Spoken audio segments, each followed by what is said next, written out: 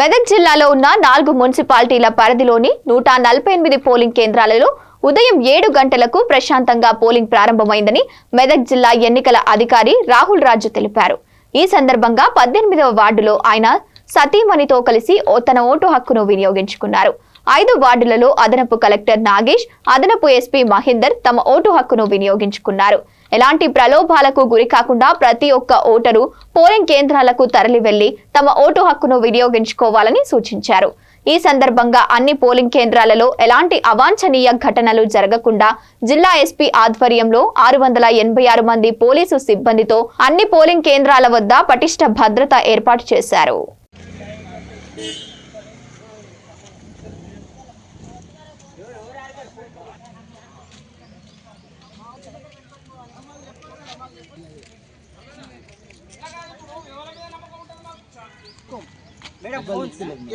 చెప్పు మరి మీ ఇష్టం సార్, మీరు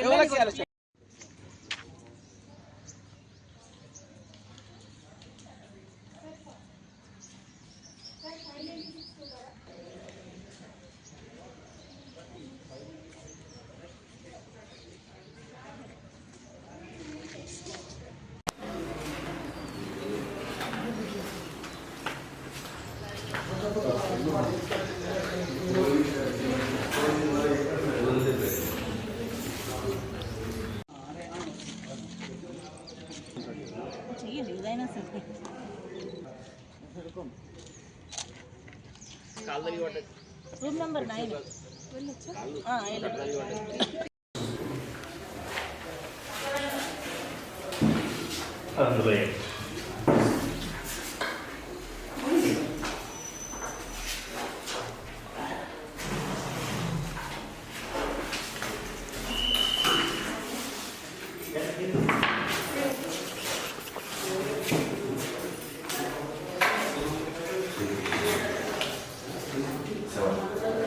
గ్రాడ్యుయేషన్ ఎలక్షన్ గురించి అట్లాగే ఈసారి కూడా 4వసారి నిర్వహించడం జరిగింది.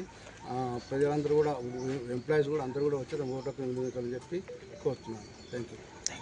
మెదక్ జిల్లా ప్రజలకు అందరికీ ఎస్పెషల్లీ 4 మున్సిపాలిటీలైన మెదక్, రామాయంపేట్, తూప్రా, నర్సాపూర్ మున్సిపాలిటీ ఓటర్లందరికీ కూడా విజ్ఞప్తి.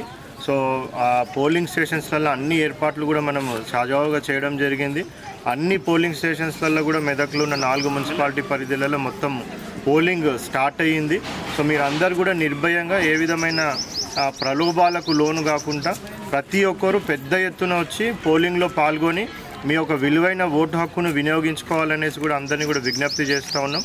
రాజ్యాంగం మనకి దేశ రాష్ట్రపతి అయినా ఒక సామాన్య పౌరుడైనా అందరికి కూడా ఓటు హక్కు విలువ అనేది సమానంగా ప్రసాదించింది. కాబట్టి ఆ రాజ్యాంగ విలువలను కాపాడుకుంటూ ప్రజాస్వామ్య విలువలను కాపాడుకుంటూ మరి ప్రతి ఒక్కరు కూడా ఈరోజు హాలిడే అని ఇంట్లో కూర్చోకుండా మున్సిపాలిటీ పరిధిలో ఉన్న ఓటర్లు అందరూ కూడా పెద్ద ఎత్తున వచ్చి 100% ప్రతి ఒక్కరు కూడా ఓటు వేయాలనేసి కూడా మెదక్ జిల్లా ప్రజలని అదేవిధంగా రాష్ట్ర ప్రజలను అందరినీ కూడా విజ్ఞప్తి చేస్తాను. Thank you.